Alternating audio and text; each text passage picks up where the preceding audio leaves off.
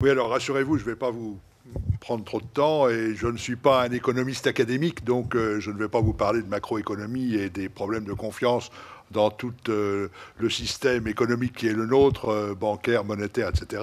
Je vais simplement, en tant que chef d'entreprise, vous donner quelques repères où, dans notre métier et dans le développement de nos entreprises, la confiance peut intervenir. Hein. J'ai créé mon entreprise, donc je suis un chef d'entreprise créateur. Donc, comme vous le savez, dans notre système économique actuel, ce sont les entreprises qui créent de la richesse. Hein. Donc, seules les entreprises apportent des moyens au pays qui sont ensuite redistribués et qui permettent de payer l'éducation, la protection sociale, les infrastructures, etc. Bon, donc je dirais que sans entreprise, il n'y a pas de richesse, il n'y a pas de vie possible sur le plan économique. Bien.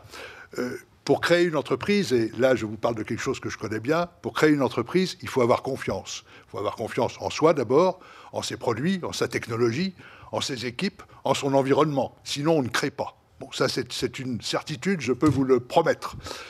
La deuxième chose, c'est qu'une entreprise, il faut la développer. Elle crée, on la crée, et puis ensuite on la développe pour qu'elle puisse arriver à maturité et puis porter tous ses fruits. Bon, pour développer une entreprise, il faut investir, il faut embaucher.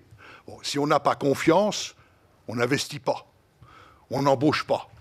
Le gros problème des périodes actuelles qui sont un petit peu incertaines au plan économique, c'est que les chefs d'entreprise risquent de perdre la confiance pour des raisons qui ne sont pas d'ailleurs, je dirais, internes à l'économie, mais des raisons un peu exogènes, les dettes souveraines, le climat mondial, etc. Et cette perte de confiance va freiner l'investissement, va freiner l'embauche et par conséquent va freiner le développement économique de nos pays. En ce qui concerne l'emploi, bon, il est tout à fait clair que quand on signe un contrat de travail, quand on embauche quelqu'un, il faut avoir confiance. Pour celui qui se rapproche d'une entreprise, pour le salarié, il faut aussi qu'il ait confiance. Quand il a le choix, hein, il y a 30 ans ou il y a 35 ans, on avait le choix. Ben, on allait vers les entreprises qui nous inspiraient le plus de confiance pour notre avenir, pour notre développement, pour notre équilibre. En ce qui concerne les marchés financiers, bon là, je ne vais pas disserter là-dessus parce que je ne suis pas le plus compétent, mais je dirais que si on n'a pas confiance et qu'on ne met plus son argent à la banque ou qu'on n'investit plus dans les marchés financiers, on n'a plus de moyens économiques. On asphyxie l'économie. Donc ça serait gravissime si pour des raisons de confiance, les gens ne mettaient plus leur argent en banque ou il n'y avait plus aucun investisseur sur les marchés boursiers. On asphyxierait l'économie. Donc voilà, à mon avis, très simplement, les raisons qui font qu'une réflexion collective sur ce thème de confiance et économie, confiance et marché financier, confiance et emploi, me semble pertinente pour qu'on essaye de trouver des voies d'amélioration, ou en tout cas des voies pour éviter la perte de confiance et donc le dysfonctionnement de notre économie. Voilà ce que je voulais dire.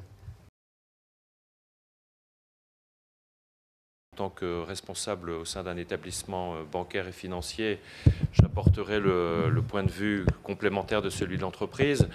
En fait, on s'est aperçu que lors des deux dernières grandes crises, c'est-à-dire celle de 2008 et celle que nous traversons encore actuellement aujourd'hui, le déficit de confiance a été un des paramètres, l'un des vecteurs fondamentaux qui ont motivé la situation de crise, hein, crise entre les établissements financiers résultant de la faillite de Lehman Brothers en 2008, et ensuite crise à l'égard des emprunteurs souverains avec la situation que nous connaissons actuellement. Donc, enfin, je pense qu'on aura beaucoup de déclinaisons économiques, financières et managériales à prendre en compte dans les réflexions de ce groupe de travail, et je crois que la feuille de route est riche. Voilà.